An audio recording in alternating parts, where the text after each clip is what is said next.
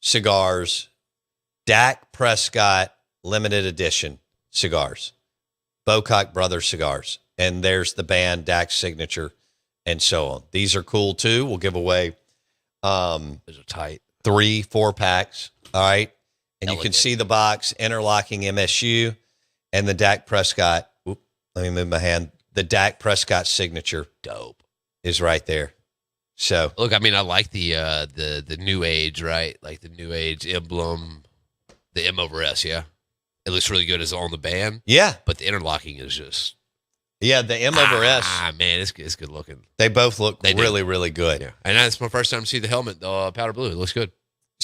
So here's where we're going with this. We'll ask the two questions that we always ask, Right.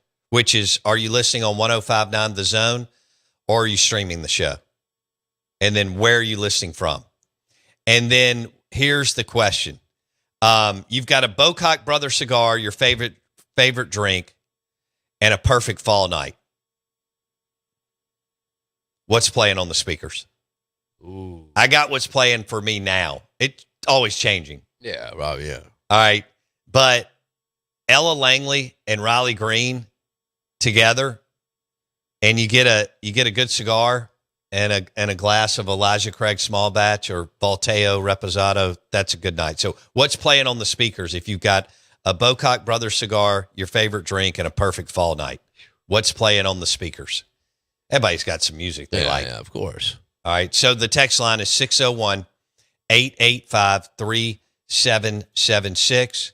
601-885-3776.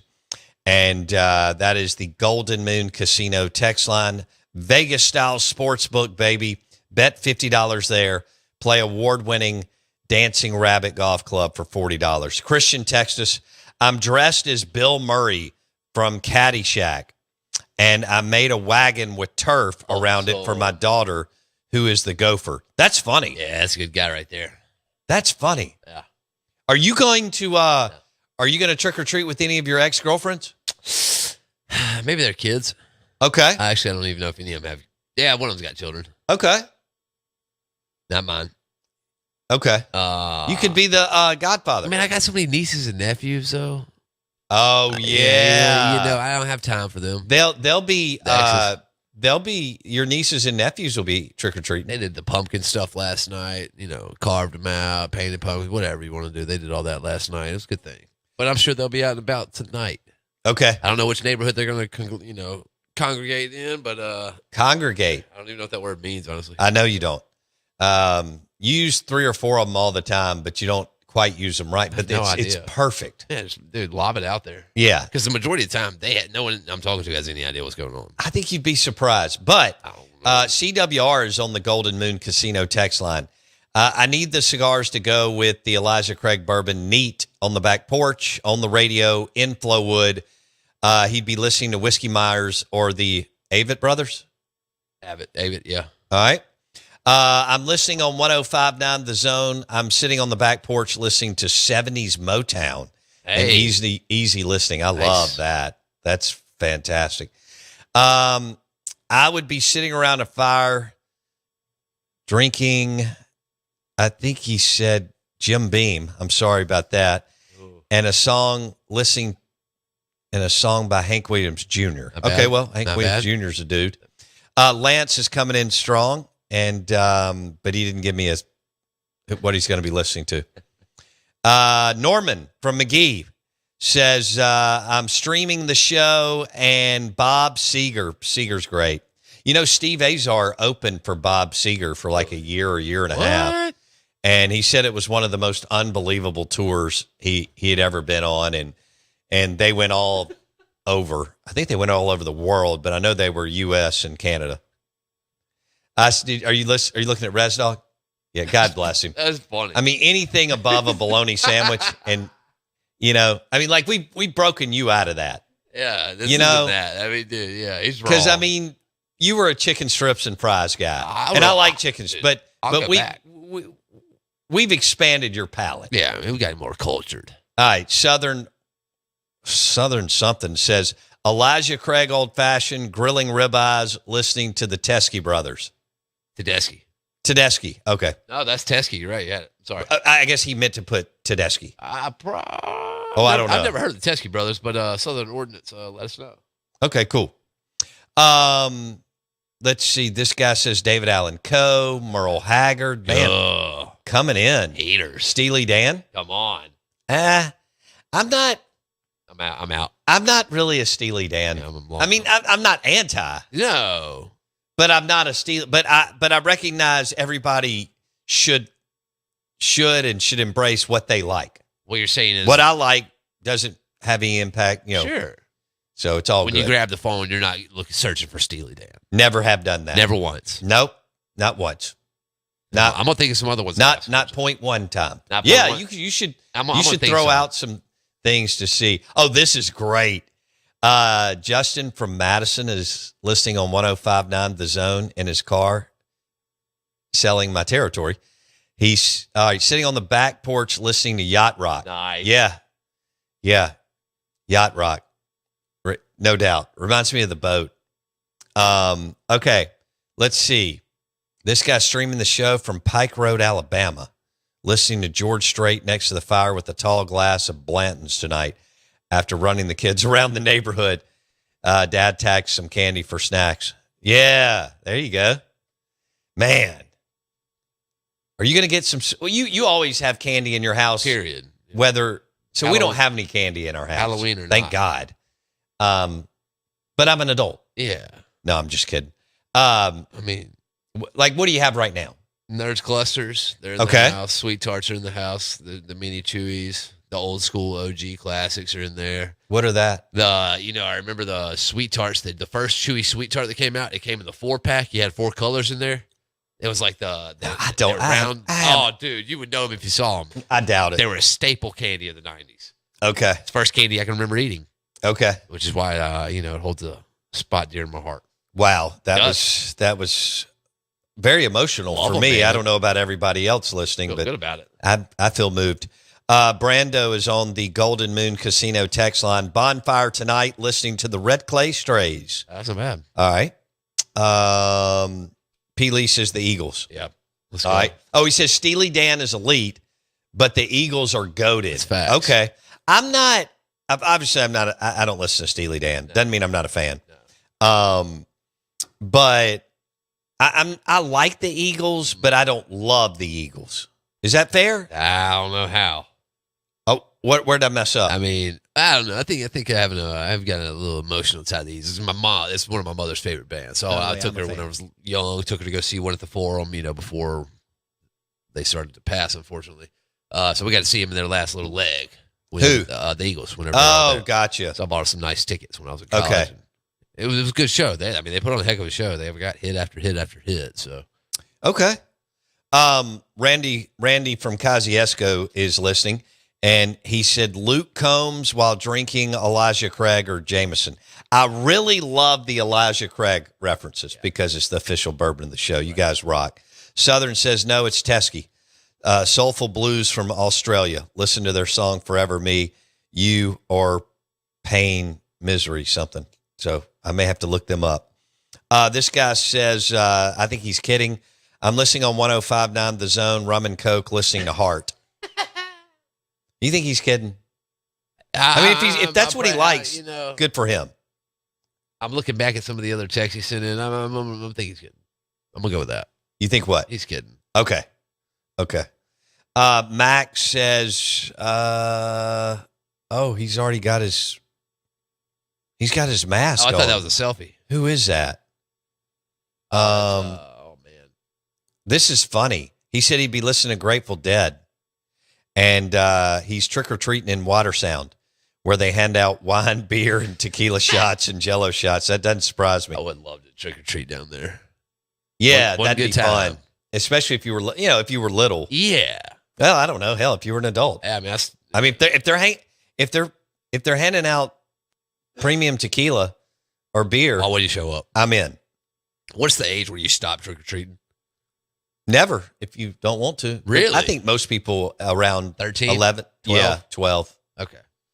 Unnamed texter, I'm listening on 105.9 The Zone, walking with the bourbon and taking the kids and dogs who are dressed up in North Bay, pregame listening to the Avett brothers. They're strong, man. That's two for. Yeah. What do you know? Okay. Ella Langley's in Starkville tonight. If you had to avoid, like, what are the top neighborhoods in the metro you avoid on this night? You don't go to Reunion tonight. You stay out of it. Well, if you like to my God, you would love Reunion. Dude, you would talk to 5,000 people for 3 hours about nothing. I would give candy walking up and down the street. Absolutely. So I mean, like, but I'm talking about going trick or treating. Oh, like taking a kid to trick or treat. For a kid, that's a great neighborhood because so many other people are participating. You want a high rate of participation. We used to hate it when people would flood the neighborhood on Halloween. It's the worst thing ever. This guy says widespread panic and gummies. Nice. Smart. So this dude is streaming from Houston, Mississippi, and he's breaking out the Tyler Childers. Okay. Have you listened to him? Do you think I have? I don't know if I have. What? Christiana just texted us. As far as handing out drinks? I guess that's all. She was walking by the studio and heard that. And come from the speakers, and it called her attention, so she turned right back around to see exactly where the heck this is going on at because she wanted to. Hold on, I'm now seeing this come up on my phone. Let me see. That's pretty funny. Was passing by to get coffee and heard you say there's a place where you can trick or treat. They hand out wine and beer. Well, that's in Watersound, but I'm confident. Like Reunion type neighborhoods do that too. Yeah. I mean, because you see people come by and you're like, hey, you want to have a glass of whatever and hang out for a minute. I mean, what's the move there? Do you keep like a little cooler of beers? No, you're at your house. You just already have a bar. No, I'm talking about for the people that walk up. Like, do you have you got your trick or treat bucket, right, of candy? Can you have like a cooler of beers? You can have a dedicated little cooler and area where you hand out Key City, Mississippi Queens, and maybe top off somebody's red wine or white wine. I think that's a good neighbor. Airplane bottles. Okay. Boom. You just took Tito's it maybe everybody. to another level. Yeah, Tito's everybody I need to, and bada bing, bada boom. Andrew says, I'm listening on 105.9. I'd be listening to gin and juice, sipping on gin and juice with something in my cigar. Okay. Snoop Dogg. War Eagle Rich says, I'm listening on the app from Hattiesburg this morning, sitting around the fire pit with a glass of Elijah Craig tonight, listening to some Stephen Wilson Jr. and Gavin Adcock. Yeah, I know who that is. Ignoring the trick-or-treaters for Damn Eagle. Oh, man, you can't. Dude. We don't ever get them. Neither do we. So because of where we live, it doesn't really work. I was wondering. And we don't have little kids. There's one family I can think of, but they're on the totally opposite side of the lake. Yeah, I mean, could you not just do, if you're going to trick or treat, just stick the stuff out there on the docks or the piers and you just ride around? I don't think people are going to be that gung ho to get in a boat with little kids to try to go to see if people leave candy out on the pier. On the pier, yeah. I think the chances of that are slim to none. Come on. Yeah. I mean, if Halloween was in July, it'd be different. No doubt.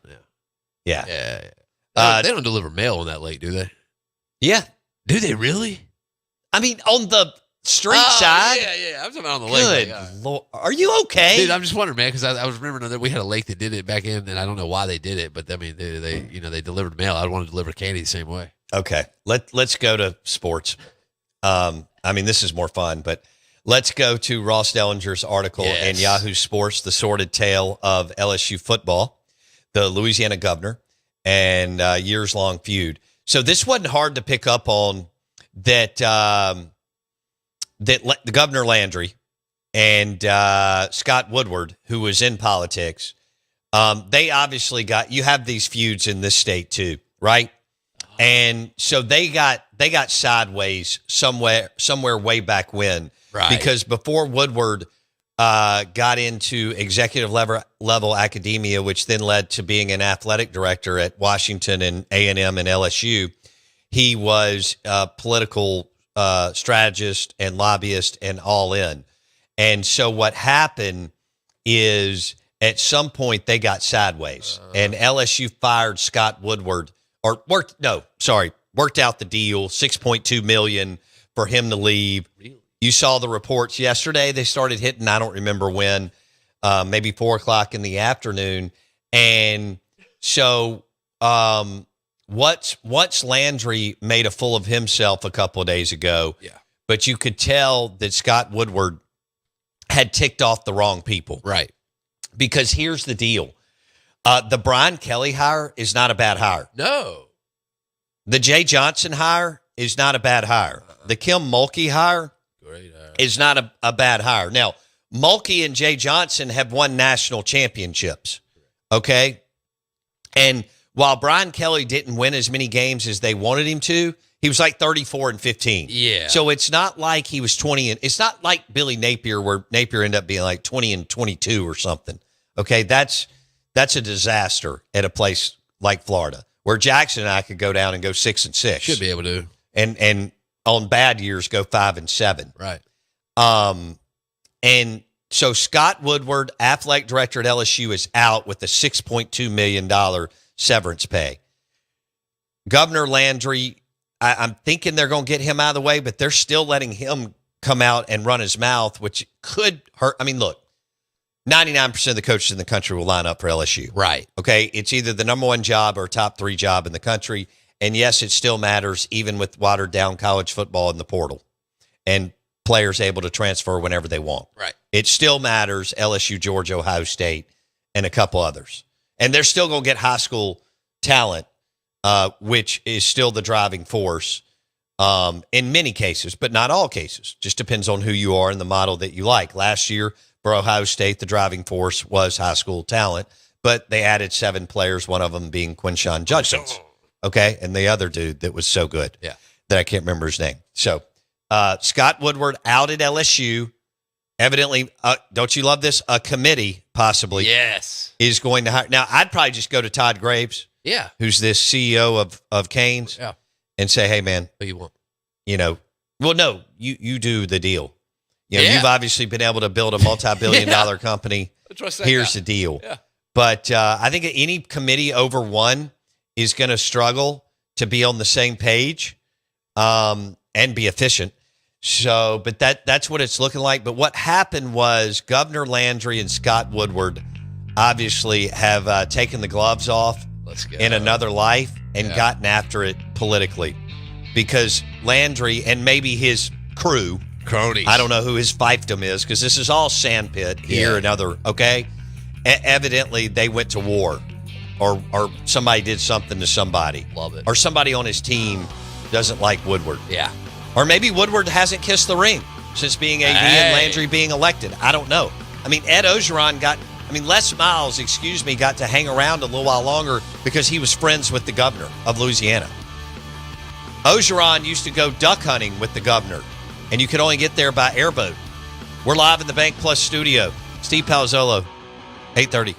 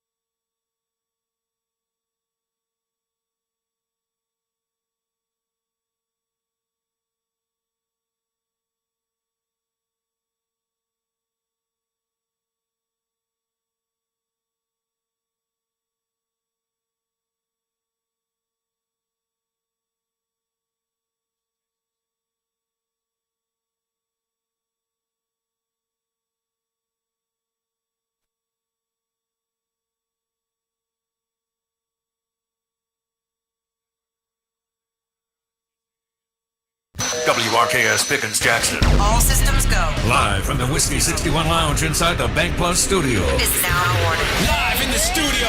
It's the Out of Bounds Show with Low Bounds. Streaming live worldwide on the Out of Bounds radio app. And on your radio at ESPN 105.9. All set? Let's go. The Zone.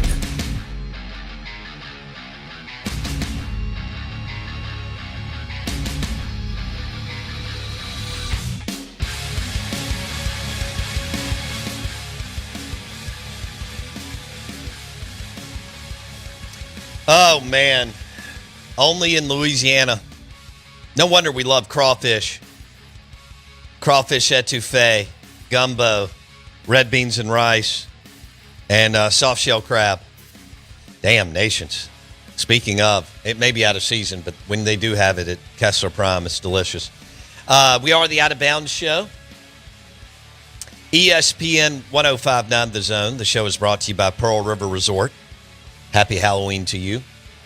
And the show is brought to you by the amazing steaks at Kessler Prime and the Renaissance. KesslerPrime.com to make a reservation. And then also award-winning Elijah Craig Bourbon, which you can find at Briarwood Wine and Spirits, 4949 Old Canton Road. Also a great selection of vino. All kinds of delicious wine. You can hit us up on the Golden Moon Casino text line, 601-885-3776. Twitter X at Bowbounds. And the Key City. This is kind of Key City beer weather. You know, I mean, Mississippi Queen year-round, Mi Vida year-round, Mississippi year-round. But when you get into the Moonchild and some of their others, that is a delicious breakfast beer. I don't mean at 8:02 on a weekday, but nothing wrong with an 11 a.m. breakfast beer on a Saturday, or if you're on vacation. Or Jackson said a weekday. But I mean, every day's the weekend for you. I mean, Friday's certainly in the weekday. How much time have you wasted trying to get a tire this week or whatever you're trying to do? Instead of just knocking it out. Oh, yesterday, man, you would have been real proud. You know, I got in Mackenzie's car to go get this tire fixed for her. Yeah? Hop in, drop her off at work, get back to the house for a brief second to grab my stuff, cut the You car don't off. do anything for a brief second. This Everything takes an hour. Oh, this one was going to be half brief. Okay. So it could have been like a 30-minute type deal. Okay. Cut the car off, get back in the car, no keys. She left the keys in her purse. Push to start. So then I got to wiggle my way out of the, I had her, it was blocking me in the garage. So then I had to wiggle my way out of the garage, go get the keys, come back, do this, do that, and then go to Brandon. And then I get out there and realize that she has cracked the rim. So Okay. cracked the rim. So are you going to get it fixed? Yeah, today. Me and Kyle are going to go, we're going to put a little welding action in. Okay. I will not be touching that. You don't know you have no idea how to weld. No. Okay. Don't really, I shouldn't. Okay. I don't need to, because I don't need to be anywhere near that. But Kyle does, so he'll help me out. We'll weld it back together. Straighten her on out. I think I'll get a tire on her. Okay. Today will be the day. Are you actually going to get something done? By Monday, this will be done.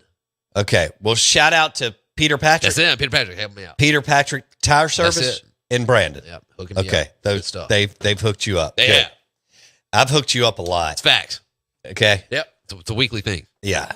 I have 3 kids. Yep. Ella Hall, Wilkes, Yep. Jackson. That's right. Straight funk. All right. Y'all are all expensive. Yeah.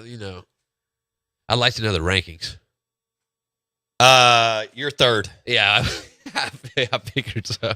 Well, I don't know. It depends on the day. All right. Well, is Wilkes' DoorDash, does that automatically put him up?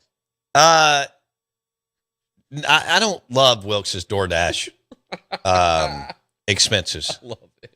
So anyway, hopefully he's up, and I hope he's like chilly, and I hope he's walking across campus cold. Just getting it. I know Wendy brought him some pullovers and something. I don't remember. I don't know what was going on last weekend. I just know there was some switching of clothes and stuff like that. We're live in the Bank Plus studio. Again, Key City Beer, Key City, Mississippi Queen.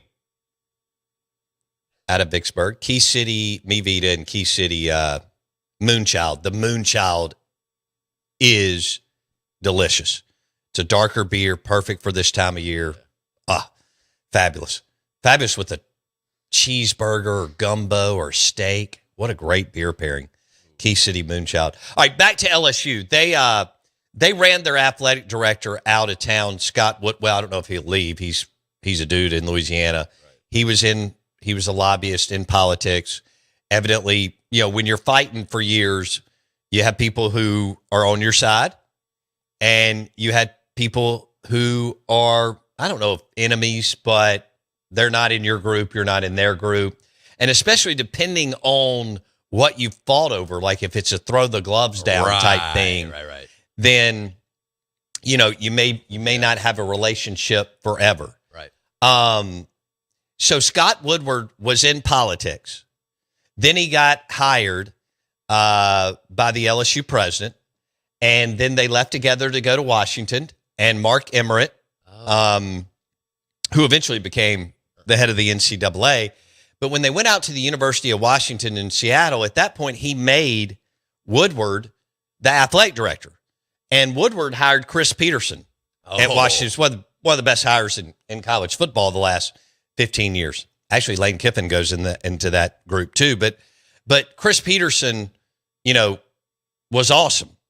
And he was unbelievable at Boise State. And he was unbelievable at Washington. And then Woodward went to A&M, made some good hires. Now, the Jimbo hire did not turn out to be what they wanted it to be. They did have the 9-8 in 1 year during COVID. They should have made it. They didn't. Jimbo did have the number one recruiting class, but he just couldn't get it going on offense. Jimbo and John Gruden, a lot of similarities. Playbook's 435 pages. We want to make it as complicated as possible for our quarterback and offensive linemen and so on. So what does that ever work? Woodward is out at LSU. He also hired Jay Johnson, national championship, two. Yeah, in baseball, right? 2. At LSU. Yeah. He hired Kim Mulkey, national championship, women's hoops. Yep. And he hired Brian Kelly, which wasn't a good hire. It wasn't a really good hire, but it wasn't a terrible hire. No. All right. I mean, and at the time, lifted. he had success at Notre Dame and had been to a national championship game and had won. And don't kid yourself, people thought it was a good hire. They may not have thought it was a great hire, but they thought it was a good hire. Yeah. All right. For sure. Okay. I mean, it was a good hire at the time. You plucked him from Notre Dame. Right. I mean, you took him from Notre Dame. Yeah. It's a good hire. Yeah. And not a lot of ADs can pull that off, and that's a tough hire. No. Tough sell. No. 99% of ADs don't have this on their resume. Dude. I hired Chris Peterson. I hired Kim Mulkey. I hired Jay Johnson, and I hired Brian Kelly. And I think he hired Buzz Williams. Dang. Okay, Buzz, who was at A&M and for some reason got out of there and went to Virginia Tech. He's a hell of a basketball coach, right? He dresses like he's in what's that? What's the mob movie on Netflix? Peaky Blinders. Peaky Blinders is one old school. Yeah, he dresses like he's in Peaky Blinders. Where's Buzz Williams does. It's funny because he looks like a real cerebral football coach, but he's coaching basketball. Right. Anyway, my point is Scott Woodward has not. You're not going to hit on every hire. Not even like Greg Byrne. You're just not going to. I mean, Greg is even a tick up from Woodward as far as his hires being good. Dan Mullen, John Cohen, Jay Johnson at Arizona, Sean Miller at Arizona, Nate Oates at Alabama, their baseball coach. Kalen DeBoer's going to work out. Nobody will ever win like Nick did, but it's going to work out. It looks like it'll be a lot of touch and go, which is just where we are as far as the temperature in the room and the environment that's been created from a watered down college football, but more parity. You remember when Saban used to talk to us about parity? He was lying. Liar. We love him, but there was no parity in 2011, 12, and 13. That was Nick Saban's parity. Yeah. I want to be 3 deep. That will never happen again. Probably not even going to be 2 deep, but at like a handful of the positions if you're a blue blood like Ohio State, LSU, or Georgia. Back in a second.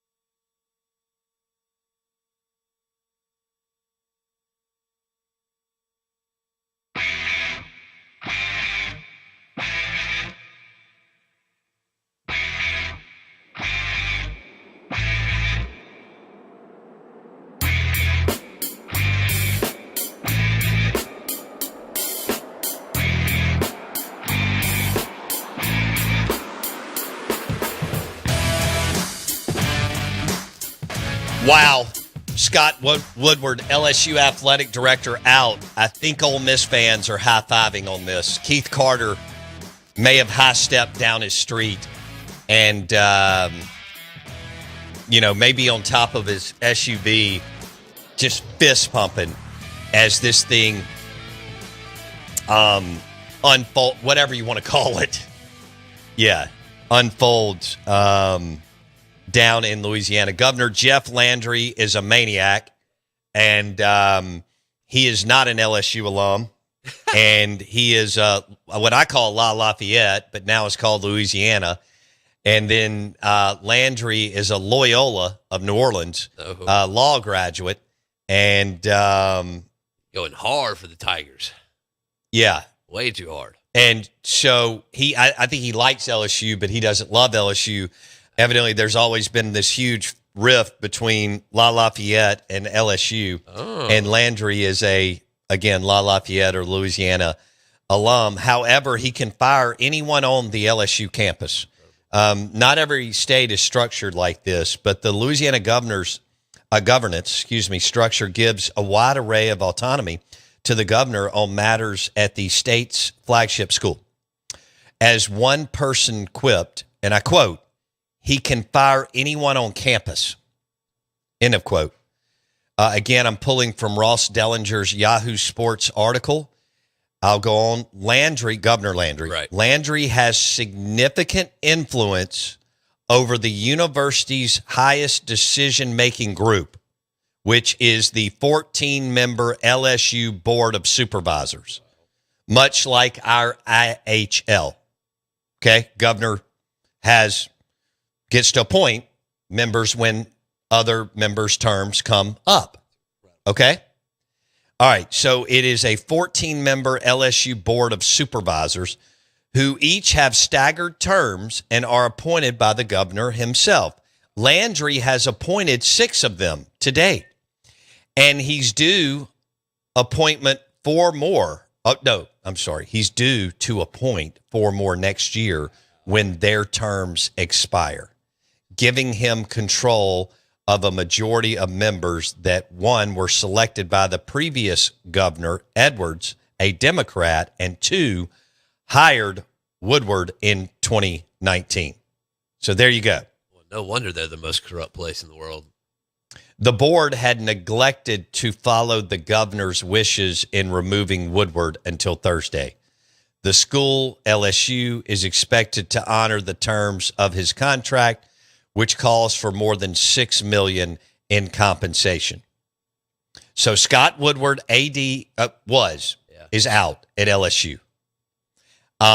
Remember, he was with Mark Emmert, who was the president years ago during some of the Saban run. Right. And when Emmert went to the University of Washington, which was in the Pac-12, now in the Big Ten, I know y'all are following me here, he took Scott Woodward with him and made him. Woodward went from like chief of staff or executive assistant, whatever, head of government, whatever. He had a big job at LSU to athletic director at Washington. Then he hired Chris Peterson at Washington, which was a home run. A home run. Then he got the job at A&M, and he hired Jimbo Fisher. Did you see if he hired Buzz Williams? I think he hired Buzz Williams. And then at LSU, he hired Kim Mulkey, national champ, Jay Johnson, 2 titles as LSU baseball coach. Brian Kelly, not a great run by any stretch, but not terrible, like 34-15 or something. And he's made some other good hires. But anyway, Landry wanted Scott Woodward to hire Will Wade back. After they had to fire Will Wade, and Wade had to go on a rehab tour. Wow. And when, who was it, McMahon or whatever that they fired last year, didn't work out, Landry went to Woodward and said, hey, hire Will Wade again. Evidently, Landry fell in love with Will Wade, and those 5 years where Will Wade went to 3 NCAA tournaments and won 105 games and did all the cool stuff. And he's going to mow people down at NC State. Yeah. Because he's a dog. He'll do whatever it takes. When the night falls, he goes and gets the players. Yeah, I want him. Okay, he is an assassin. Yeah. when it comes to, portal and recruiting. So, He's yeah. only 42. Who? Will Wade? Yeah, Will's young. 40. God, he was a baby when LSU hired him. 31, 32. Oh, my gosh. Yeah. How you do that at 31? I think he is I do think he's a savant. I mean, I think he's got to be. He's like Lane and yeah. Brom and some of these guys in basketball. He's big time. I don't think he is. Yeah. I mean, he went to where? UL Monroe and won? Or McNeese? McNeese. And won. McNeese. And then parlayed that into NC State. Good job. Yeah. It's a fine job, basketball-wise, right? Oh, NC State can win. Yeah, that's fine. Again, it only takes one booster. That's right. 6 boosters, 15. Any of these schools, Ole Miss, Mississippi State, NC State, whatever, any of these schools have the money if the guys want to foot the bill in whatever sport they're, whether it's 1, 6, 20, 30 of them. I mean, the more the merrier because you get to, but I mean, you have plenty of guys that can give $1 million, plenty of guys that can give $5 million, $10 million, the whole deal. But I mean, you know them like NC State as a, didn't they have success? They've had good success as a basketball program, right? Yeah, they've been pretty damn good. They won it in the 80s with Jimmy V. Yeah. They upset Houston, and, they would kind of live in the NCAA tournament. Eventually, Jimmy V got cross sideways with the NCAA. But they've had some other good teams. Yeah, they've been good.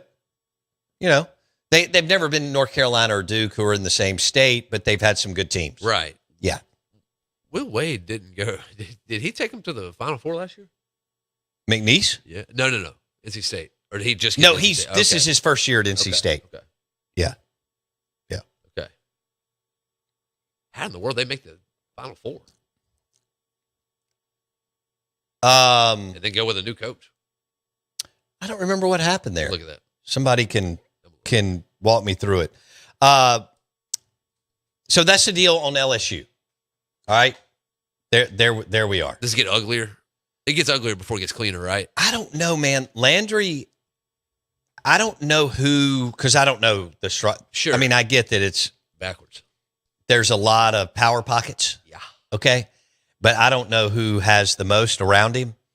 And I don't know if someone can explain to him that he's not going to, they're still going to have plenty of people that want it, but this may be a detriment as far as like a Lane Kiffin. Really? Yeah. And it may not. They may be able to clean it up in a couple of weeks. Man, you better get to you can't have the 14 people go higher. That's the dumbest thing in the world. I mean, who's going to agree on what? Who's going to be the lead? How many Chiefs, how many Indians? How are we going to do this? They're not. We see this every day in schools and neighborhoods, and too many Chiefs, not enough Indians. How's it going to work? Athletic departments, again, state legislators, the whole thing. Somebody's got to be the lead dog, right? That can make the call, that can do the negotiating with Jimmy Sexton or other agents. So they're just hanging out with homies at this point. If he's getting a point on, I don't know if, I know Landry's politically savvy. I don't think he understands if he screws this up. He's screwed. He could be in jeopardy of his job, of staying in that mansion that's probably pretty sweet to live in. And, car detail and retirement and everything else. What if they hit? Hey, speaking of hitting, Burgers Blues Barbecue, Dogwood, Flowwood, Smash Burgers and Blue Plates. Beautiful, beautiful place. Steve Palazzolo next.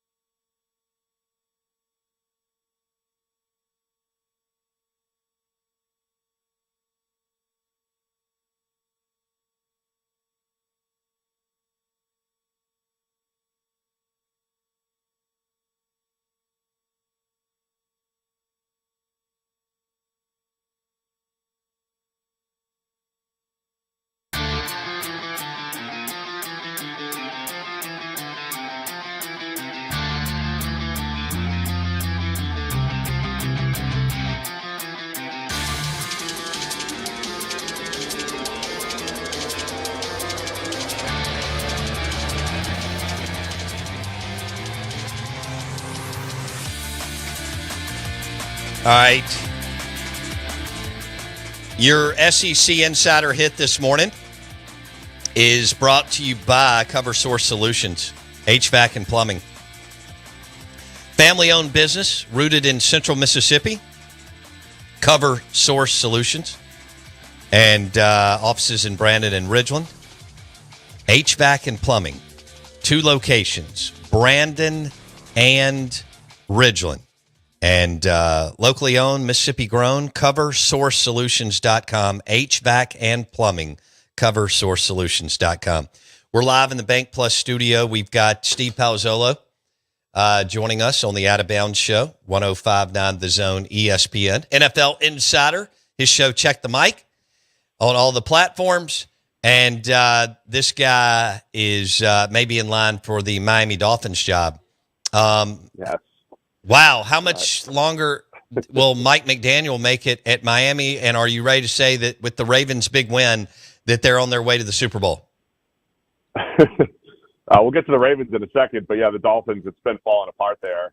And they showed signs of life for 1 week against the Falcons. But, yeah, it's rough. It's a team-building issue too, man. Like, they've drafted less than any other team in the league over the last 4 or 5 years, in part because they had some sanctions. They traded up a bunch. They traded draft picks for players, Tyreek Hill, Jalen Ramsey.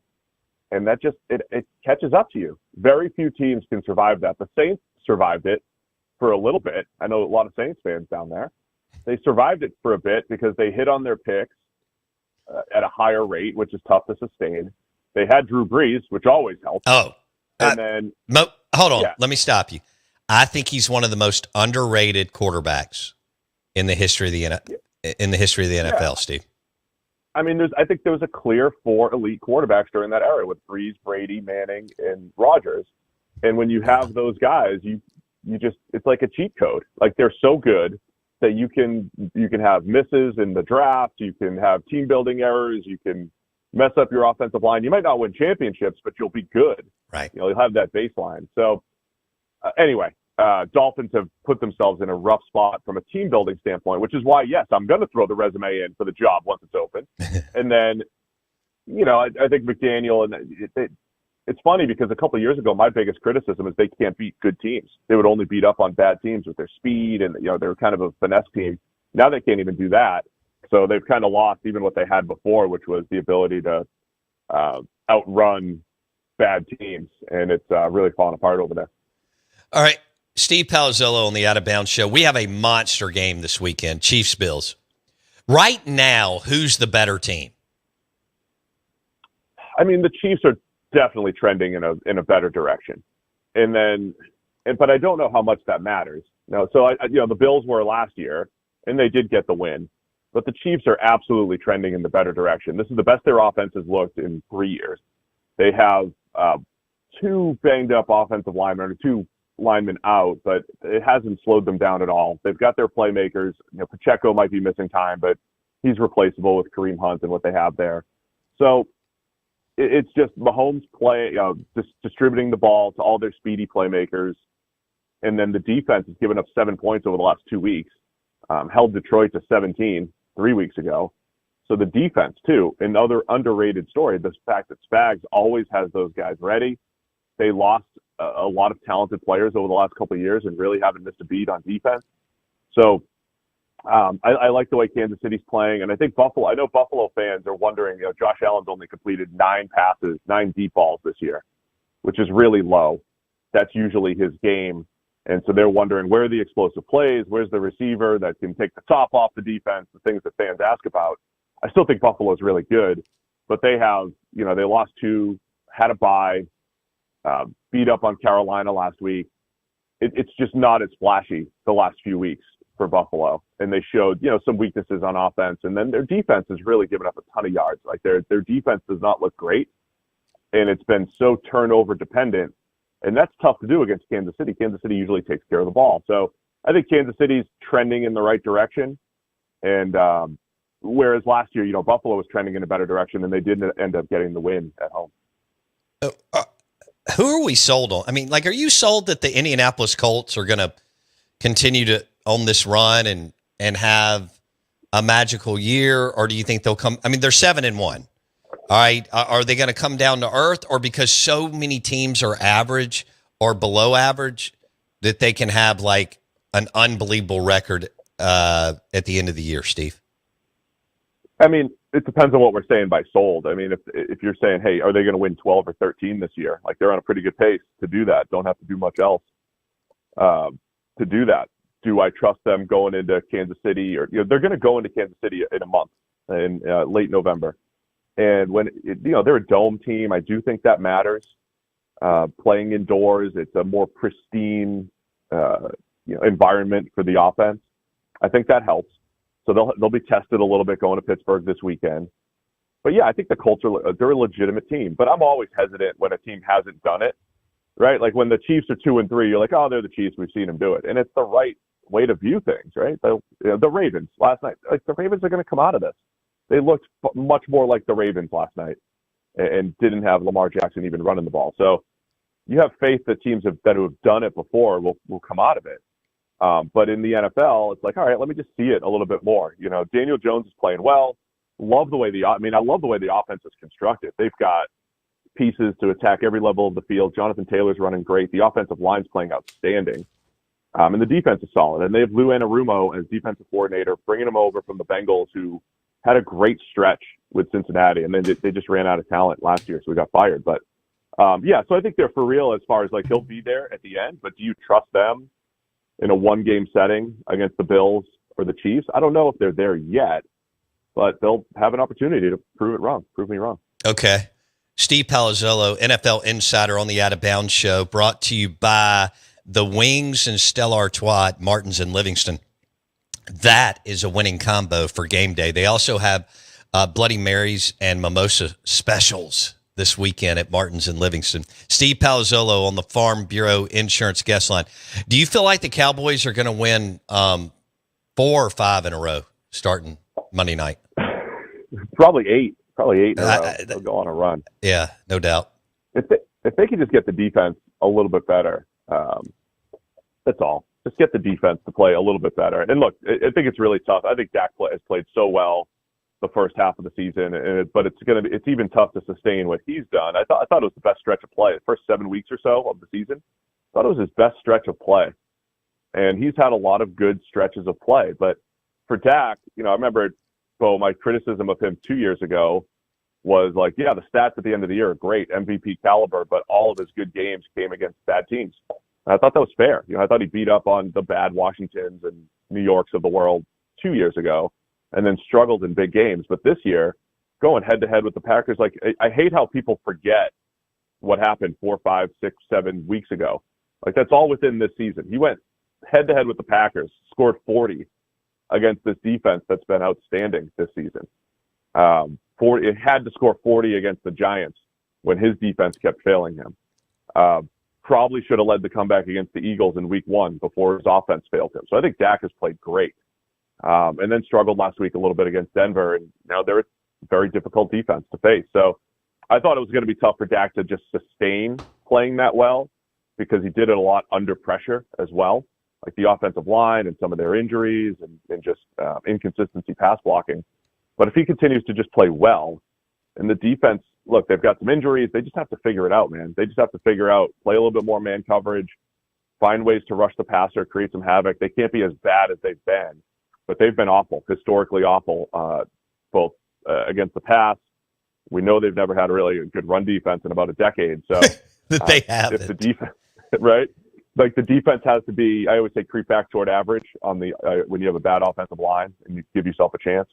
Just get back toward middle of the pack, and then they could go on a run. Until I look at their schedule and see the 3-game stretch, they've got the Eagles, Chiefs, and Lions 3 games in a row. That could be tough, but they could definitely play better. Steve Palazzolo on the Out of Bounds Show. He was with ProFootballFocus.com. Now he's got his show, Check the Mic, consulting, all kinds of good stuff. Had the NFL Podcast of the Year 2 years ago, and it's a hell of a show. They have a good time, and they also give you some unbelievable information behind the scenes stuff. We're live in the Bank Plus studio. Steve P joins us on 105.9 The Zone, ESPN. Hey, a couple of years ago, you you and I got into some conversations on how all sacks are on the quarterback. And let's just say, 95% are. And we just had Luke Falk on the show. He played Pac-12 QB under Mike Leach, Washington State, Pac-12 Player of the Year. And he said Leach always said that too. Will you walk our audience through why you believe that the overwhelming majority, maybe not all, but the majority of sacks are on the QB, Steve P? Oh, yeah. I mean, this might take the rest of the segment, but, yeah, I think it's worth discussing. I thought Myles Garrett, and it's not just the quarterback, but there's things outside of, say, the pass rusher's control. Because one of the things I think that we used to do at PFF, that they still do at PFF, is when they evaluate, say, a pass rusher, they're looking at his one-on-one interactions with the tackle, say. And Myles Garrett is just a great example. A couple of weeks ago, they played the Steelers, and he was beating up on their tackles like he does every week. I said, if you just watch Myles Garrett every week for the Browns and watch him and just watch his interactions, just watch him against blockers. Does he win or does he lose? Forget the ball, forget the quarterback, just watch him. And you watch him win over and over, far more than every other defensive end in the league. But sometimes the ball is out and it doesn't create pressure, or it just doesn't affect the quarterback. And so that was a few weeks ago against Pittsburgh. Garrett was doing as usual. He wins, but Aaron Rodgers was getting rid of the ball. And then last week, Myles Garrett had 5 sacks. And if you just watch Garrett last week versus 3 weeks ago, his actual wins were not very different. It was the fact that Drake May was double clutching. His first read wasn't open, or he just wasn't throwing it, and it turned into a sack. And so even if you just watch a pass rusher through that lens, you start to see, okay, what the quarterback does is going to affect if his win as a pass rusher becomes a hurry, a hit, like a knockdown, or a sack. And so I thought that was a great story last week. Myles Garrett had 5 pass rushes, and Drake May either double clutched or just didn't throw the ball on all of them. Where if the first read is there and you make it, you're getting rid of the ball. So that's the first thing, just from a pass rusher perspective. And then, from a quarterback perspective, it's not about sack avoidance. It's not necessarily about dancing in the pocket, but Dan Marino, if you go back and see his stats, he's not mobile. What do you have? He had 8 straight games or something with no sacks. He got sacked 6 times in a season back in the early 90s when they were going 7-step drop, and they were sitting ducks for pass rushers back then with the way they threw the ball down the field. But it was because he felt the rush and had a quick release and knew where to go with the ball. And that's why Brady, Breeze, Manning, all of those guys had low sack rates, because they knew where to go with the ball. Mm-hmm. You do need a receiver to get open, right? So you need a scheme that's going to help. If you don't have anybody open, you can't really throw it. But you also have that internal clock as the quarterback. You control the game. The quarterback has the most control out of any game in sports, other than a pitcher. But the pitcher only gets to pitch every 5 days anyway. So really, the quarterback has the most control out of everything. Good point. So you make the decision. So it really is the quarterback, and it's lazy analysis to be this guy got sacked 9 times. It's the offensive line's fault. Go back and watch those plays. There might, if a guy gets sacked 8 or 9 times in a game, like Justin Fields a couple weeks ago, there might be 2 or 3 where the offensive line just got absolutely smoked. Guy had no chance. But everything else is probably, hey, he could have thrown the ball here. He had a check down open, or he held the ball, or he tried to roll out and he didn't throw it away. And so those sack totals are very much on the quarterback. So I think a lot of times pressure, you can isolate the pressure to, did the offensive line win or lose against pass rushers? And then that's separate from did the quarterback get sacked or not? So pressure is still disruptive, but the quarterback can absolutely control the sack rate because they have the ball. They know they have to feel it. They have to know when to get rid of it. But yeah, sack totals are often dependent on the quarterback and the receivers getting open. And then the offensive line, of course, has a little bit of an effect, but it is. And plus, the other thing you get is the quarterback. Like when Brady went from New England to Tampa Bay, New England's sack rate went way up when he left, and Tampa Bay's sack rate was way down when he got there. And they had the same offensive line, So the quarterback brings they bring their sack rate with them where they go. So It's their style of play that remains consistent and leads to sack totals. Hope that clarifies some things. No, I thought it was great. I love that kind of stuff. And the other thing I'll add too, and because I listen to more college football analysis because I don't cover it necessarily, so I like to, listen to more analysis. Because college counts sacks as negative rushing yards, which is so stupid. You can't be like, oh, this team only ran for 3 yards this game. It's like you have to separate those two things. Or like a good defense will have 8 sacks, and it helps their rushing numbers. You have to be able to separate those. So just have a keen ear when you're listening to college football analysis. When they say this team can run the ball, can't run the ball, you got to understand how much of that's coming from sacks too, because that's a pass play, right? And so that changes things when it comes to the analysis of running totals and sacks and different things like that. Right, like last weekend for Mississippi State, Texas, MSU's quarterback had minus 39 yards. But that was in sacks. Okay, I agree that it should be taken out from the rushing, penalizing the rushing yards. But still, you can't hold. You just can't go from 2nd and 3 to 3rd and 9, right? I mean, it's just devastating. Yeah, it's just the NFL takes that out of team passing yards. Right. So so that it's part of the pass game. They don't take it out of rushing yards. It's still a bad play. It's just where they put it, and then it just changes how you describe what happened in the game as an analyst. Yeah. And so you got to be careful not to do that. That's all. Yeah, Mississippi State fans blaming the offensive line this year when it's their quarterback hasn't gotten rid of the ball. Steve Palazzolo, he has the show Check the Mic. He joins us on the Farm Bureau Insurance guest line. All right, so we went over Chiefs at Bills. I guess Colts and Steelers may be the second biggest game of the week. I know where I want to go.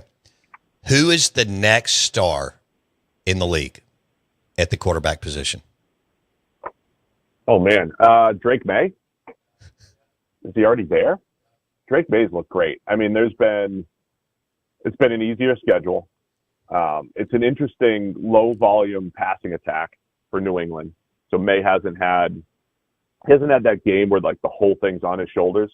That was another one of those things where, Tom Brady was so special. They would have, even early in his career, they would have games where they would go in and say, we're not even going to try to run the ball.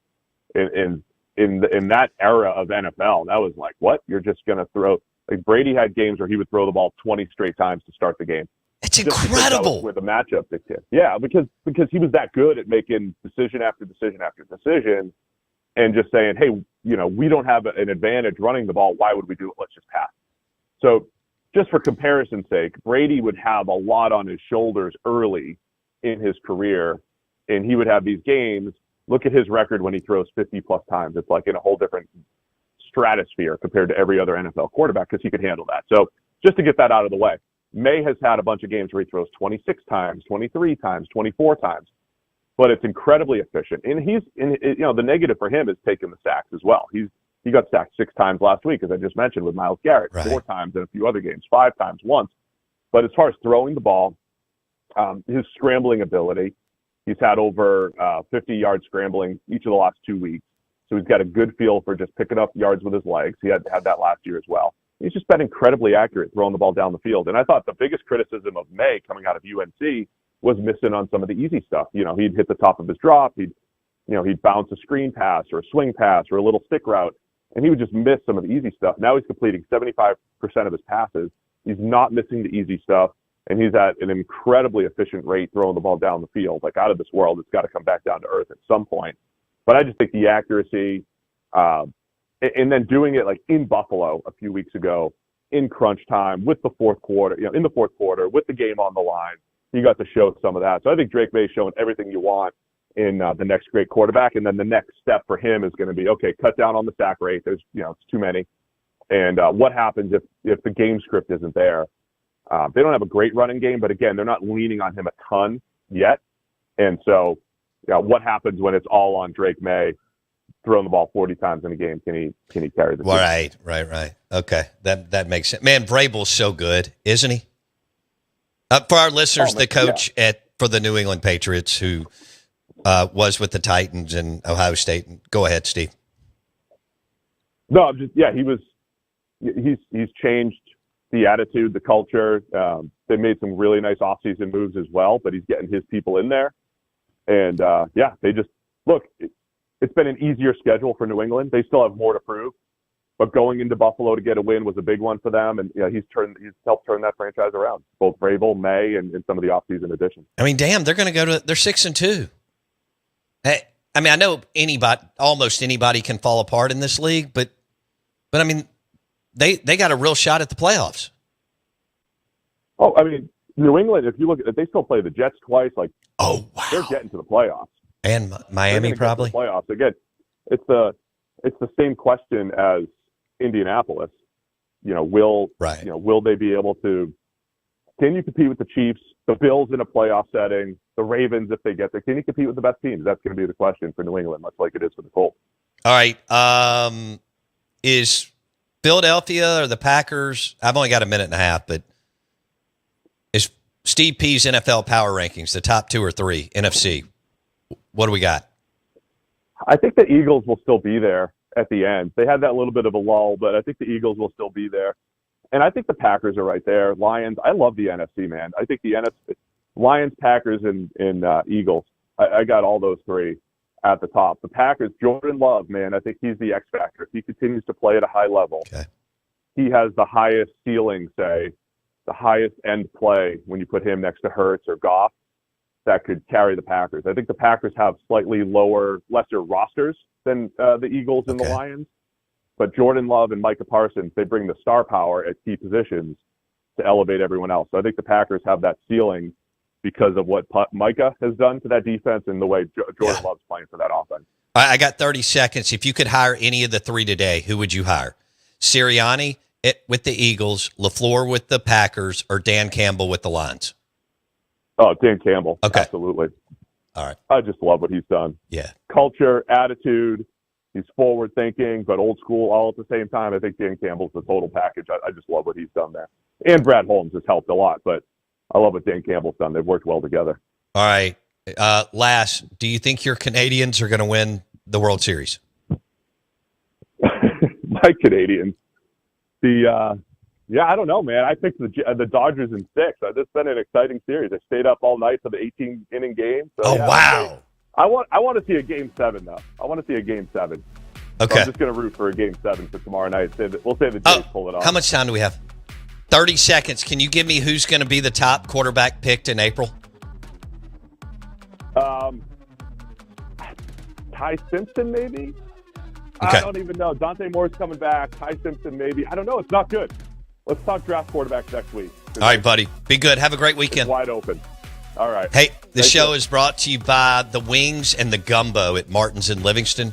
And pair it with a Key City Mississippi Queen or a Michelob Ultra.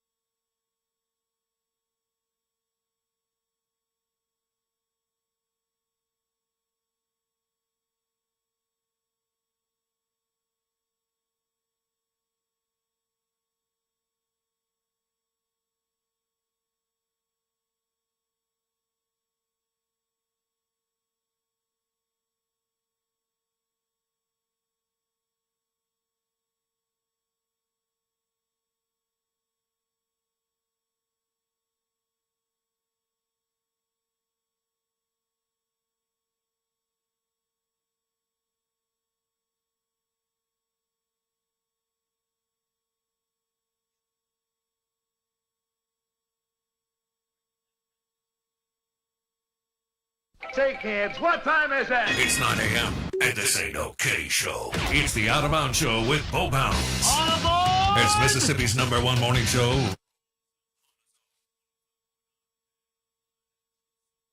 WRKS Pickens Jackson. All systems go. Live from the Whiskey 61 Lounge inside the Bank Plus studio. This is Al Warning. Live in the studio. It's the Out of Bounds Show with Bo Bounds. Streaming live worldwide on the Out of Bounds radio app. And on your radio at ESPN 105.9. All set? Let's go. The Zone.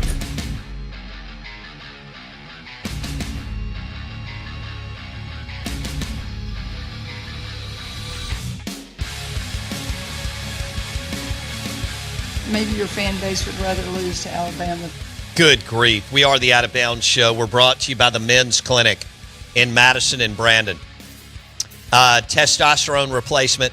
If you're low T, low energy, low sex drive, you want to go ahead and book your first consultation with the Men's Clinic in Madison or the Men's Clinic in Brandon.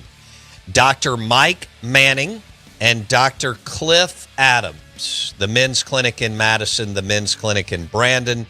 Their website, themanthing.com. Themanthing.com. They offer other services, obviously, but they want to help men through the aging process. Powered by the Men's Clinic in Madison and the Men's Clinic in Brandon. Dr. Mike Manning and Dr. Cliff Adams. They also run Mississippi Vein Institute. We're live in the Bank Plus studio. Bo Bounds, Straight Funk with you. Jackson Meadows let the show down. He is not dressing up for Halloween. Unbelievable. Like, I thought you would goob out on that stuff or geek out. I don't mean it's goob. I love it that people get all into it and dress up. I think it's fun. I think like teachers dress up. I don't know if schools allowed their kids to wear costumes today because it's on a Friday. Right. I told you, restaurants will let their wait staff, which I think is fun, Get cute. dress up. Yeah. And go with whatever they want to do. So that's pretty freaking awesome. And but I thought that you would rally and help us on the show. Yeah. And Nah. yeah. Can't do it, man. I mean, it's not a costume guy. What kind of costume am I going to wear? Whoa. I'll get I'll get like 3 black dots and put them on me and, be a 3-hole punch. I stole that, though. You mean like for paper? Yeah. Okay. Just put 3 black dots on you. Now you're a human hole punch. Okay. Stole that from The Office, but. Okay, I got it. Yeah. I haven't watched it in a while. I need to go back and watch it. Man, that's some good stuff. Isn't it good? Incredible. Speaking of saving us, how about Patrick Sandridge and Priority Electric, Jackson? When we had some stuff go down here in the studio. Saving. So Priority Electric, they specialize in the installation of home generators, security cameras, new appliances, indoor and outdoor lighting. And Patrick Sandridge, Priority Electric, they'll take care of you. Yep. Knock it out. Plugs, outlet repair, all of it. Experienced in complete electrical needs. Priority Electric. Thank you, Patrick Sandridge, and the team at Priority Electric. No way. What? Is that he played ball at Canton Academy? Did he? Is that what I'm thinking of? I'm pretty sure. He looks like he played ball. Pretty sure he that's looks who it like is. an athlete. He's like 6'3", in great shape. Oh, he played ball. Okay. He definitely played ball at Canton Academy. Big boy. He's a big dude. On here, It's this is still in years ago. shape. Yeah, this is years ago, but it's listed at 6'2", 200. That was 8 years ago. Yeah. That big boy. He in high looks school. like he could play tonight Yeah. at linebacker. Running a 4.54. What? Who made this page? I need that verified. Well, we got to bring him in. Yeah, I got to bring him in. I need this verified. All right, Patrick Sandridge with Priority Electrics coming in studio to talk about the 4.540.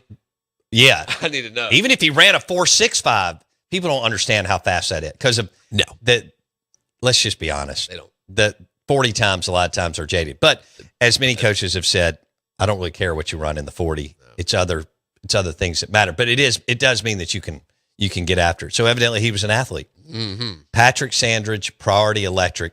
He took care of us. Installation of home generators, security cameras, new appliances, Priority Electric. Say it with me. Priority Electric. All right. The Golden Moon Casino text line is 601-885-3776. We've got a question on there from Land Rebel. Bo, how are they going to get a big coach when he said they weren't going to do a big contract? I don't believe that that's going to happen. I believe that they are going to do a big contract, that the powers around Governor Landry are going to tell him, yes, we are going to do a big contract, because that's just what the market is today for a top 10 program. Right.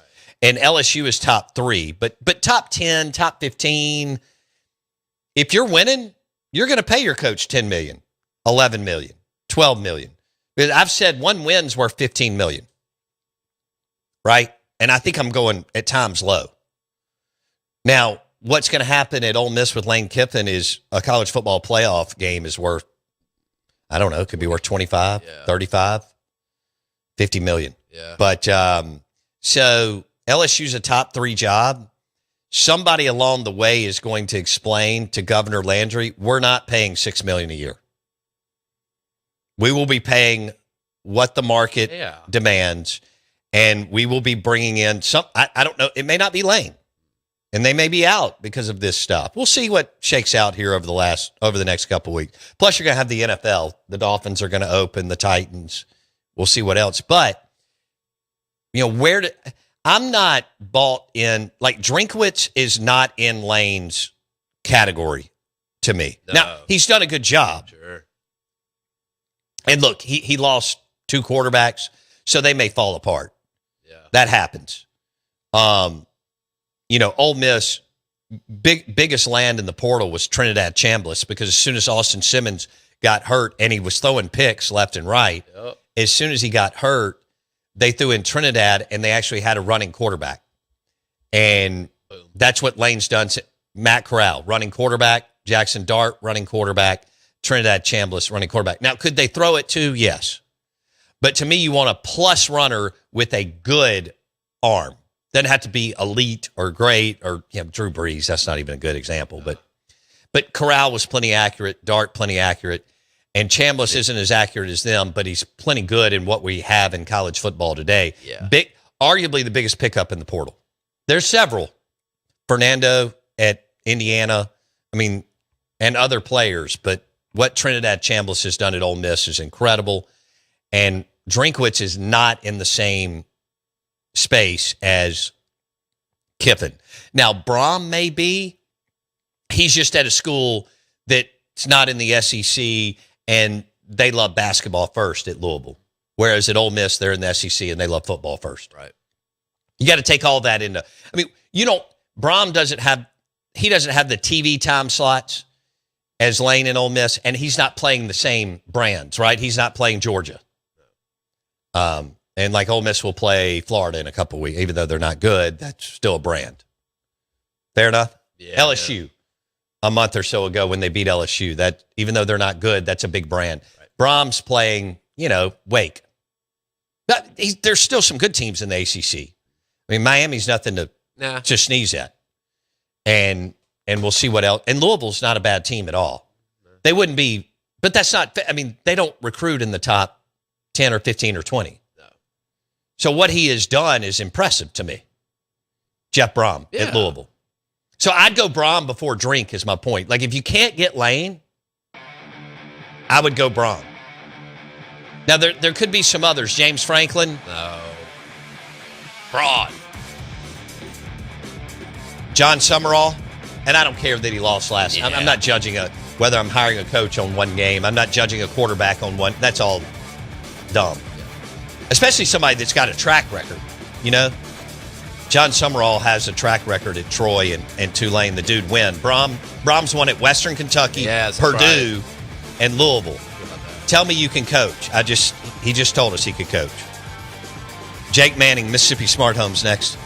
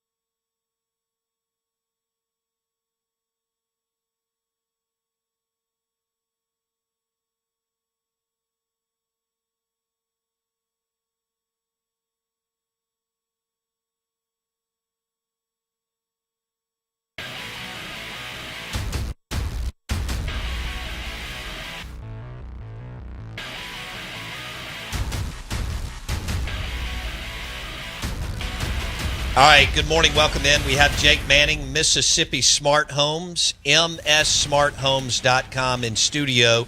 Before we get to this YouTube, Disney, ESPN battle, I want to let you know that you can make picks and win money right now in Mississippi. Playing on Underdog is easy. Just pick whether your favorite players will go higher or lower on stats like points, rebounds, steals, and more. Get your picks right, and you could win up to 5,000 times your cash. This week on Underdog, I'm looking at Blue Jays Dodgers and selecting Vladimir Guerrero Jr. for higher than 8.5 fantasy points and Shohei Ohtani for higher than 10.5 fantasy points. Download the app today. Use promo code Out of Bounds to score $100 in bonus entries when you play your first $5. That's promo code Out of Bounds. Underdog. Make picks, win money. Must be 18 and older in present Mississippi. Terms apply. See assets.underdogfantasy.com/web/play and get terms _DFS_.html for details. Concerned with your play? Call 1-800-GAMBLER or visit www.ncpgambling.org. Boom. Underdog. Make picks, win money. All right, Jake Manning, mssmarthomes.com, his new showroom in Ridgeland behind Kralaka's. And he joins us on the show once again. Good morning. Welcome in. YouTube, ESPN, Disney. What's going on? Yeah. Well, good morning, Bo. Good morning, everybody. And that's, what we're seeing with that fight is what continues to happen. Everybody wants to get their greedy little finger in the pie. And whether it's smart homes apps or it's streaming services, people are getting less friendly when they're playing with others. And I'm putting it at about a 85% chance that gets resolved tonight with a stopgap measure where they will say, hey, we're going to be friends for the next 30 days until we work it out. Right. But it's really coming from Disney owns ESPN. They're then launching their own direct service. Because let's be honest, I mean, probably half, if not more, of people only have live TV for sports. Right. And so, I don't watch anything else. That's the only reason I have a YouTube TV subscription. Right. And that's what Disney is doing in launching that direct ESPN app. That's what's causing the conflict here. And YouTube trying to figure out if they have a YouTube TV subscription, just like you do for SEC Network, will they also have an ESPN subscription with the direct service that they're offering? And then they're fighting back and forth, obviously, what they're paying. And that's as Disney launches their own service and they have Hulu TV, YouTube is saying, well, they're not paying internally what they're asking us to pay. Right. But I think that everybody knows it's a little too much on the table at this time in the year for them not to have this resolved. Yeah, they can't afford YouTube TV and Disney can't afford not to. No, I mean, rest assured, get in the same bed together. I've got a flight booked for tomorrow, heading out to Mexico, see everybody. Because if it doesn't get fixed, we're going to have a significant number of clients that are upset with us because YouTube TV is our standard recommendation. Yeah, that's what you put me on, Mississippi Smart Homes, which I'm glad you did. Yeah, and it really is a great service, and it's the friendliest with multiple locations, and a lot of people. Yeah, we have it up here. We have it at my house in Starkville. I mean, when you were like, all right, we're going to do the Sonos surround sound system in your house, and we're going to do YouTube TV, I love it. Yeah, and that's ultimately, they'll get it fixed.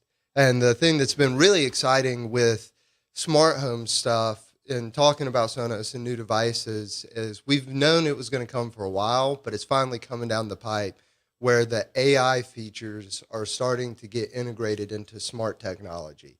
So for Sonos, that example is speech enhancement, where they have a AI program, and most people that are hard of hearing, they know the TV's loud.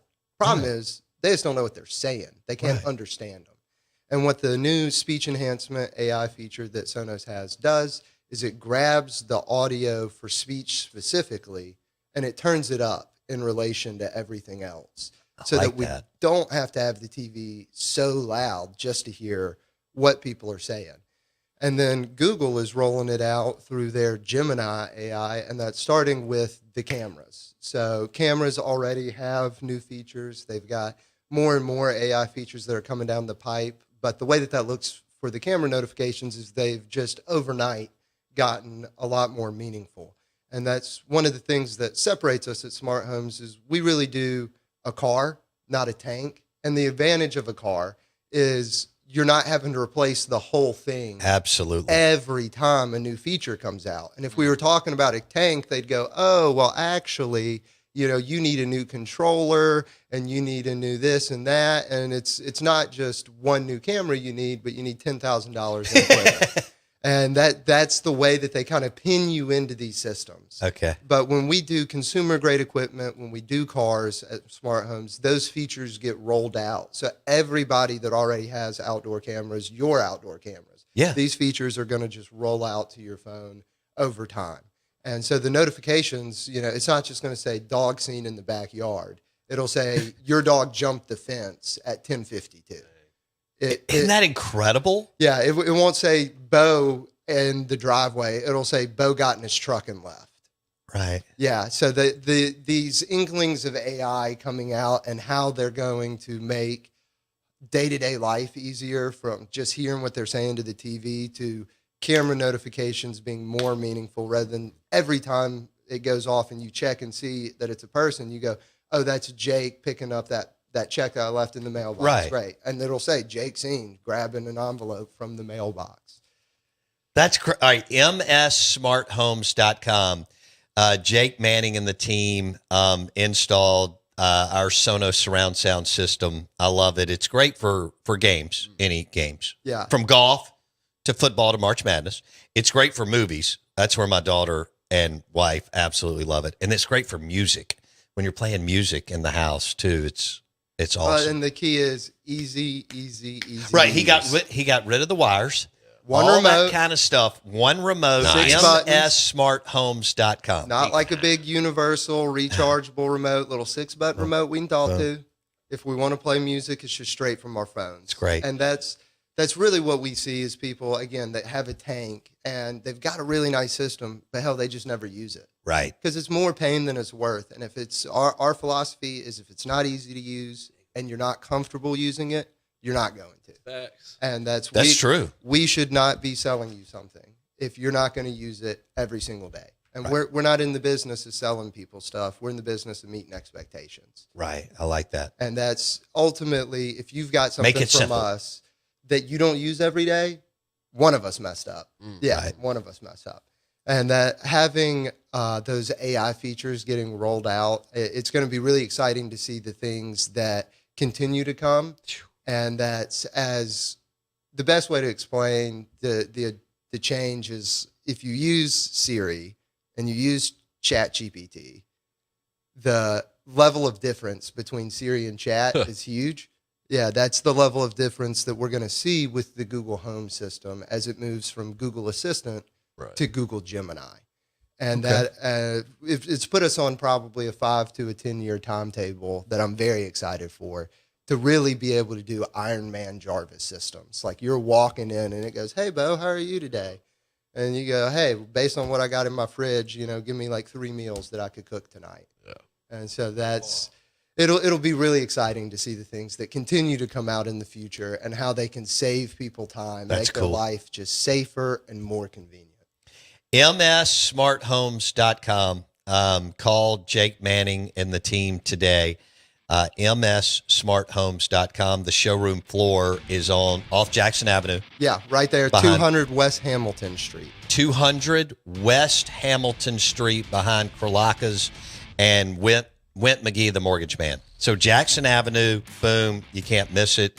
MSSmartHomes.com, Mississippi Smart Homes, MSSmartHomes.com. Jake Manning and the team will take care of you. I love my YouTube TV.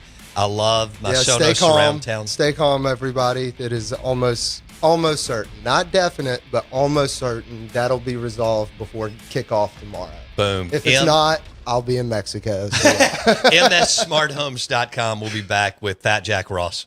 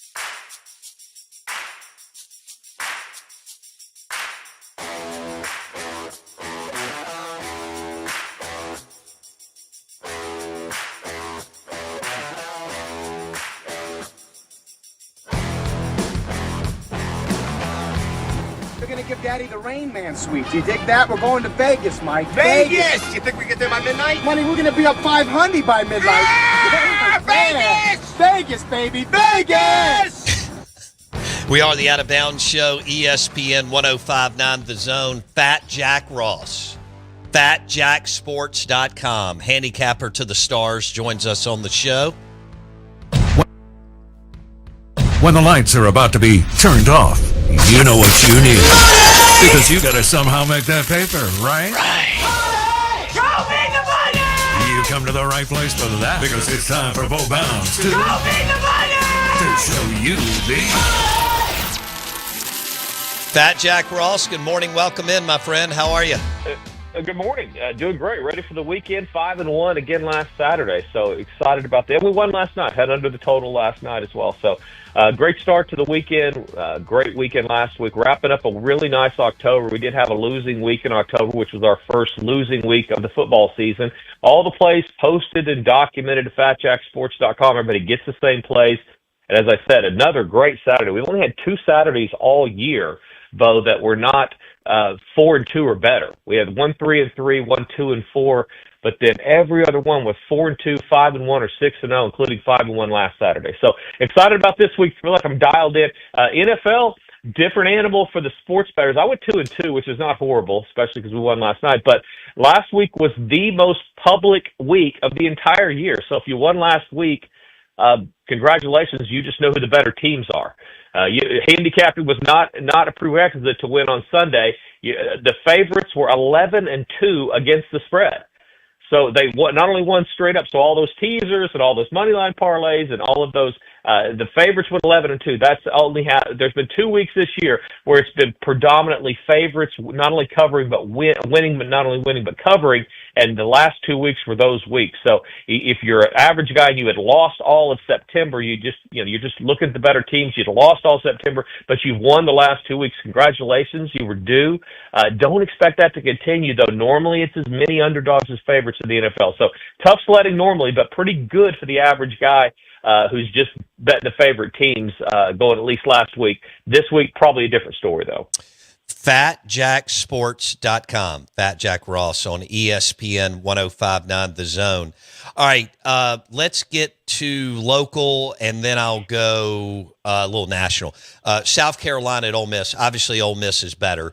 South Carolina's kind of fallen apart. Ole Miss is laying 12.5, and the total is 55.5. Is there any juice here, Fat Jack? Not a lot, honestly. A better play on the under, I think. We saw last week with what Ole Miss did to the Oklahoma offense. It had been, at least improving a little bit. And I think that game went over for the first time all year with the Sooners, but it was because of what Ole Miss was doing. And I do think their defense is improving a little bit. South Carolina, a little bit predictable on offense. And so I would play Ole Miss under the total. That's a lot of points, especially, Lane Kiffin, he knows the lines. He cares about the lines a little bit. But the later we get in the season, the less that matters. And so once you get over double digits, that's a beatdown in the SEC. Probably will happen, but I think there's an easier play on the under. I'm not sure South Carolina is going to have a ton of offensive success. So I'd go ahead and play the under. That's the best play of the game. All right, you may be staying away from this, but I want to get just your thoughts on the game. Vanderbilt, I can't believe I'm saying this, 7-1. At Texas, 6-2. I was at that game last weekend, Mississippi State, Texas, where MSU just totally melted down. Vandy at Texas. Texas laying 3.5. Totals around 46.5. Anything here, Fat Jack? Yeah, so Bo, this is that game that every week we have one or two of these, and lately it's been about 50-50, but normally what you'll get is a head-scratcher line like this. You're like, what's going on here? I watched the TV last week. I saw what happened at Mississippi State. I saw Vanderbilt, handle Missouri. Why is this line? Most of the time, the odd team that's favored is going to win this game. And I think that applies here to both. I talked to a couple line setters, got some good information this week, and one of them was if there had been a look-ahead line with this game in August with the sports books, they would have made Texas a 21-point favorite. Whoa! That's the preseason look ahead line. So what's going on here? Does Texas, their athletes stink now all of a sudden? Was everybody that wrong with what we were looking at in the summer?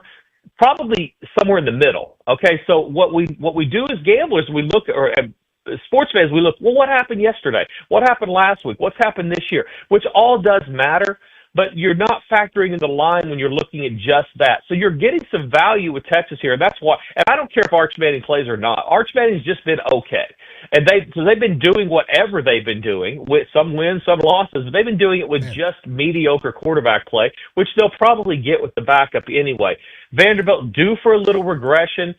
Texas defense at home, especially in offense, really athletic. They fly to the ball. I think they'll give that Vandy offense some problems. I think there's a reason why Texas is favored. They're the right side of the game. I'll go ahead and play the points, lay the points, play the Longhorns. Okay. All right, what would you do in the cocktail party, or would you run from it? Georgia, Florida. Florida fired their coach, Billy Gonzalez, interim, da-da-da. Now, Georgia's only laying 7.5. It's 50.5 total. What do you make of the cocktail party, Fat Jack? Another one of those, and why is it only 7.5? I mean, what are we looking at here? Well, a couple of things. Georgia does not cover lines on a consistent basis. They play games closer than they should, especially when they're not at home. And you do get that interim coach circle the wagon situation here out of a Florida team that at times this year has looked decent. I mean, they haven't been horrible all year. They've had bad quarterback play most of the year. They've turned the ball over some.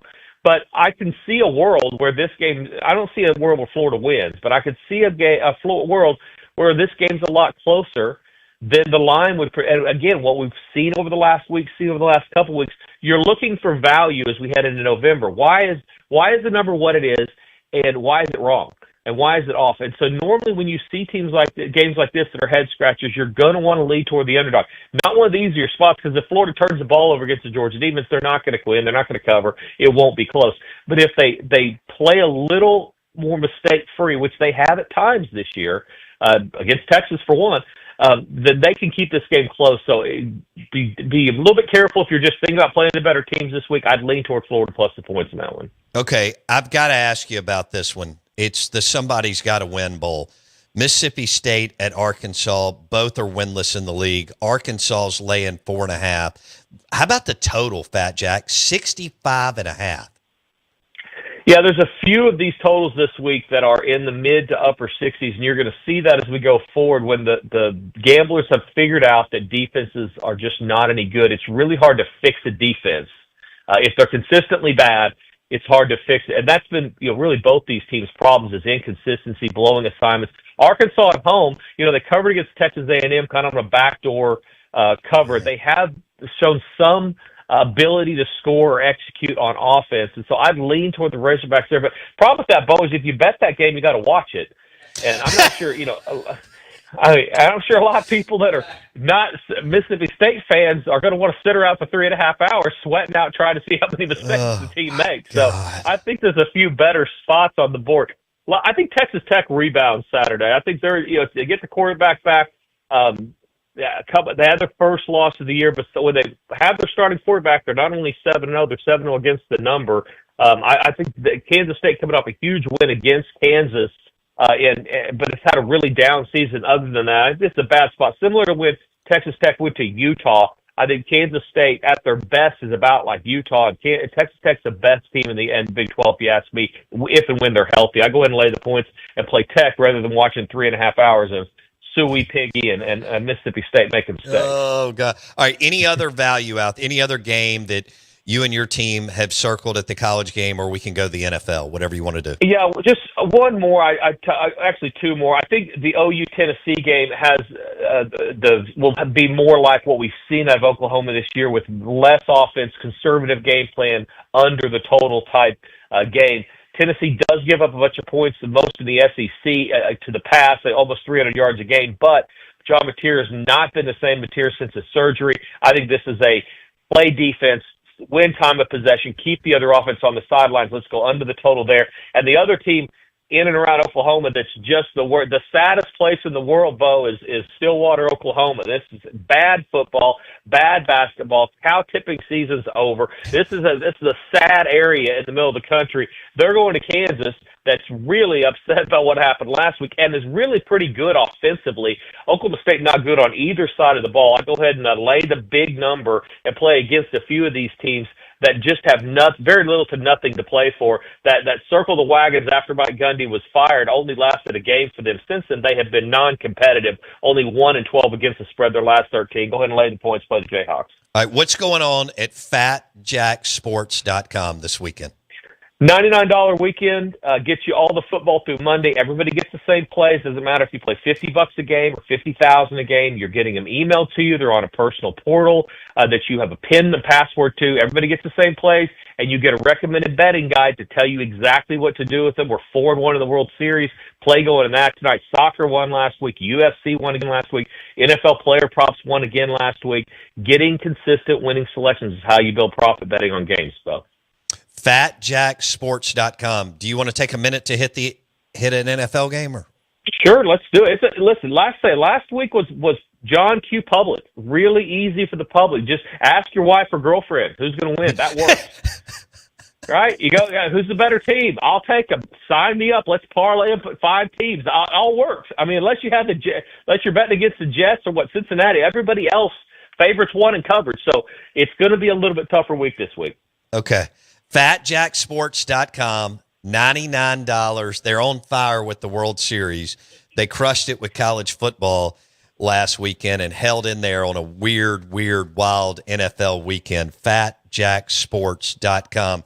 Have a great weekend, my man. Appreciate you. All right, but yeah, Kansas City and Houston are the two I'd give you. Let's get some free winners out there to people in the NFL as well. Have a great week, boss. See you soon. Love it. Thanks, Fat Jack Ross. fatjacksports.com. We are the Out of Bounds Show. You can make picks and win money right now in Mississippi.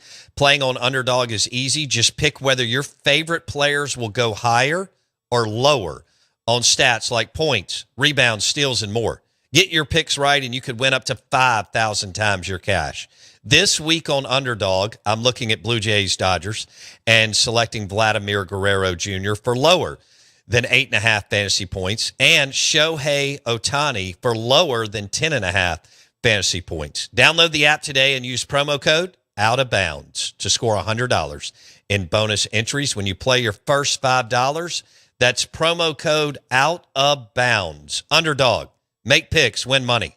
Must be 18 and older in present Mississippi. Terms apply. See assets.underdogfantasy.com/web/play and get terms _DFS_.html for details. Concerned with your play? Call 1-800-GAMBLER or visit www.ncpgambling.org.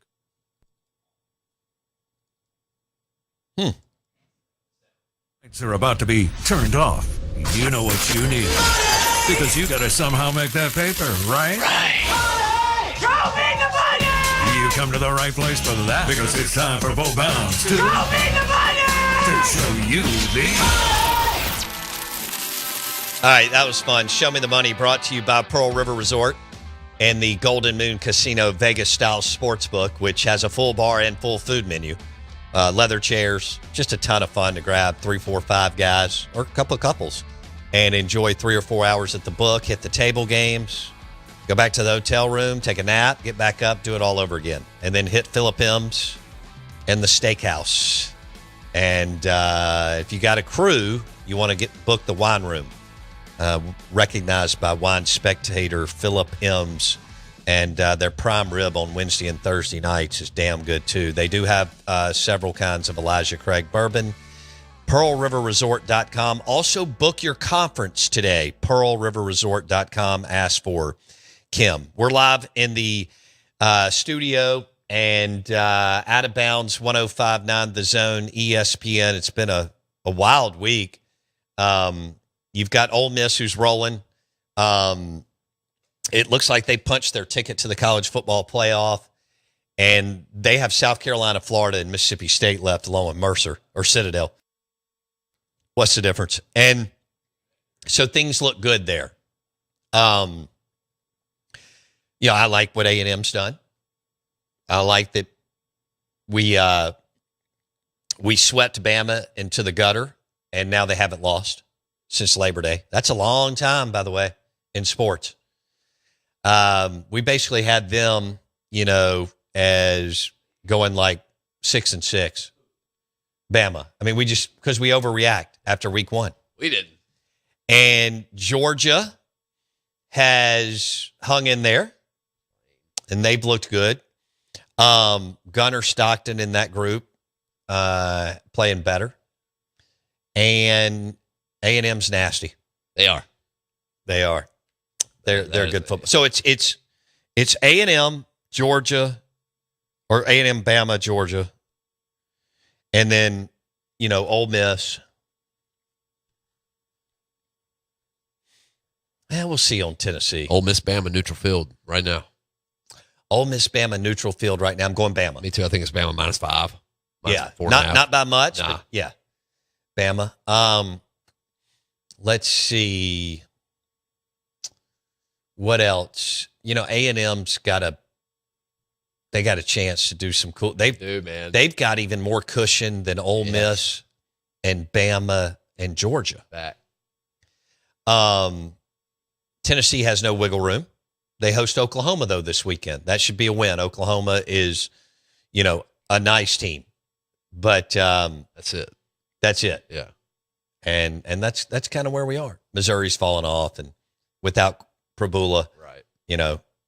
Will not going to happen. They nab him out of the portal. Is that right? Yeah, he was at Penn State last year, right? Yeah, okay. Mm-hmm.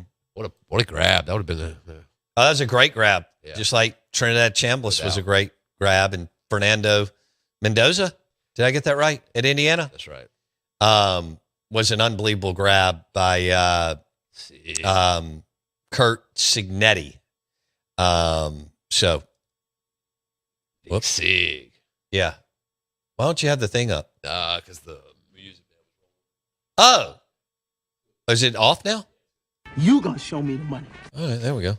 I like that. So let's do that again. Show me the money. Boom. Okay, Halloween.